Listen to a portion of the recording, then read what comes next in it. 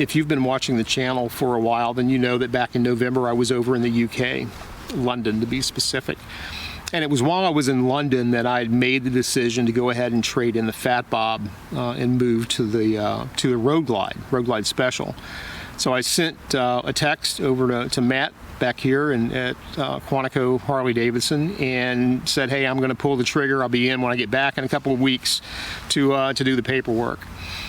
And the next day, I was walking with a couple of young colleagues of mine to a shared workspace we were renting for some meetings we were having. And we were chatting, and just two young ladies.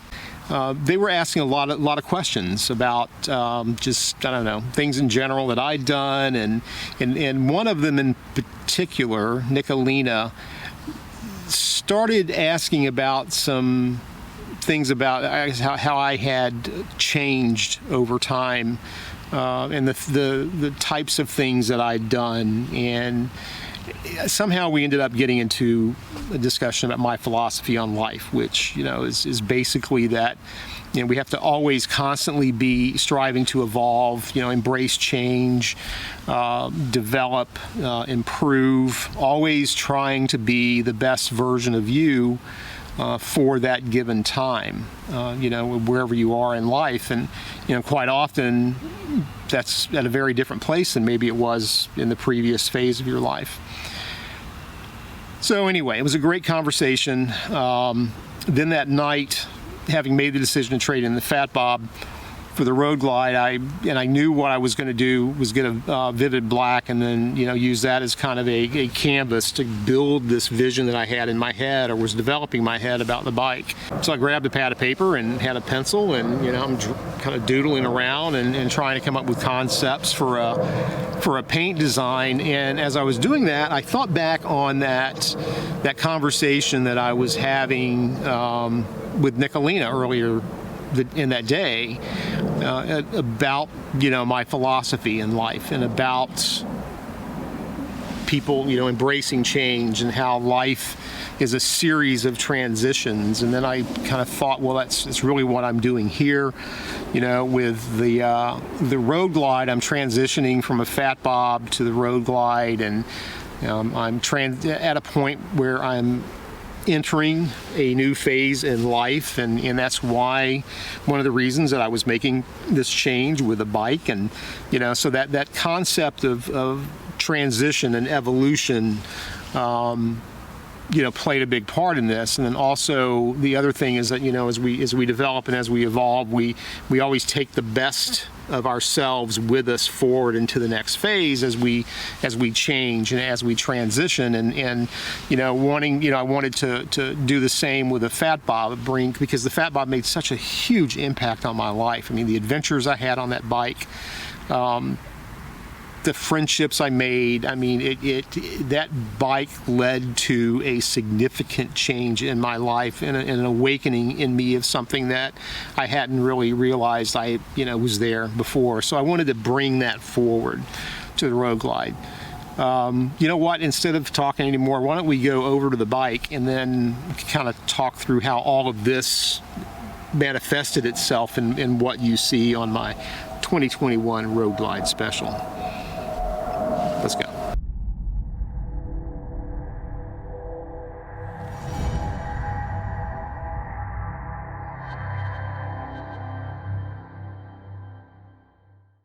Thinking back about my earlier conversation that day, I very quickly decided that one of the key elements of the paint design was going to be a fade, right, representing a transition on many levels. And the first thing that I wanted to kind of settle on was the fact that I really wanted the base of that paint to be scorched orange, the same orange that I had on the Fat Bob.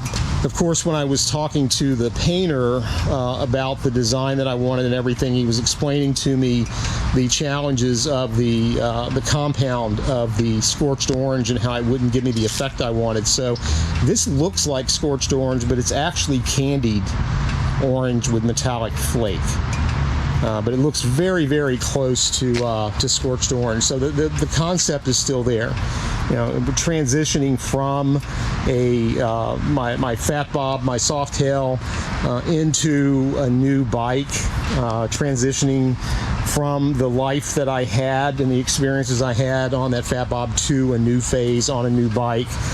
And then of course you've got that iconic black, right, look or vibe with especially road glides and street glides. So I kind of wanted that to kind of blend into that, to represent moving into this new platform. But I think I mentioned before, I do not like vivid black. I did not want vivid black because of all the problems that comes with it.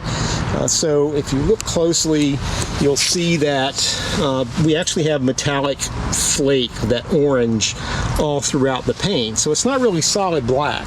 And depending on how the light hits it, the darker part of the bike will look black, or it will look like this has this like orange hue to it. Which is it's beautiful. It's absolutely beautiful. The other thing with the orange metallic flake to me is that kind of represents that I'm carrying the DNA from my Fat Bob into the future, right? So as I'm transitioning up to this next thing, I still have that DNA and part of that Fat Bob coming with me, which also then looking beyond the paint.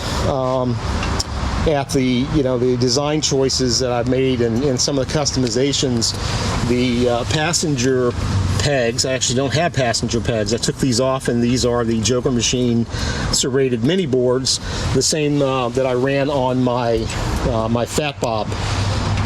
25,000 miles on those things, and they were amazing. So that's kind of carries that with me, or forward with me, as well as the performance orange spark plug wires that I had on the Fat Bob as well. So a lot of that came forward. The Kahuna heated grips.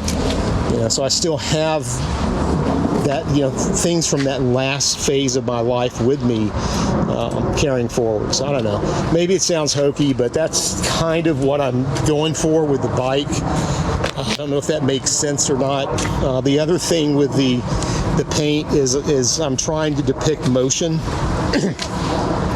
throughout everything, so you can kind of see the paint sweeps back this way when you're on the back or looking on the back of the bike. Yeah, the sun's right in our eyes, but you can see this, and this wasn't my idea. This was actually my painter's idea, Chris.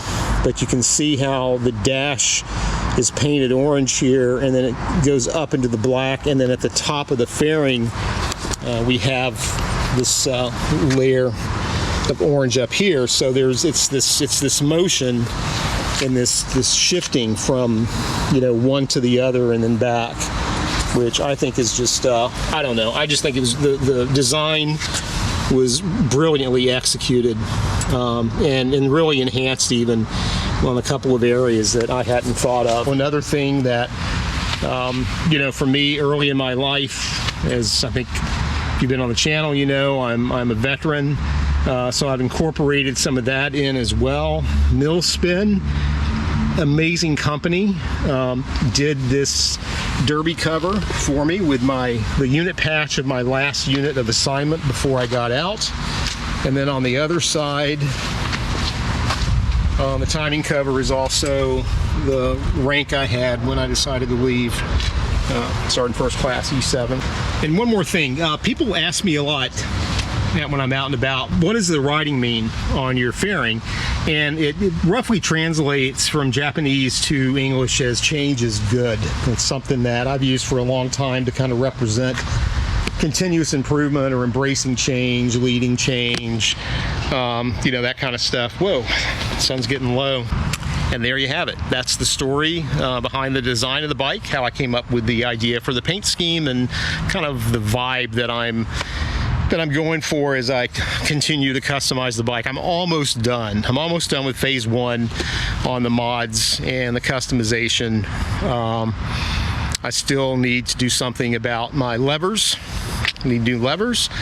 And after that, we'll go into phase two sometime later this year, which will be addressing some things with performance around the engine. But in the meantime, that's my baby. that's my baby. That is the bike that I had in my mind. And thanks to my friends over at Quantico Harley-Davidson and you guys who have also inspired me. And then of course my young colleague Nicolina. Thanks so much for asking me those questions. See, you never know. I think that's a good example. You never know what little moment in time is going to inspire someone simply because you asked a question or made a statement. I think that's pretty goddamn cool. You guys have a good one. I got to get home. Peace.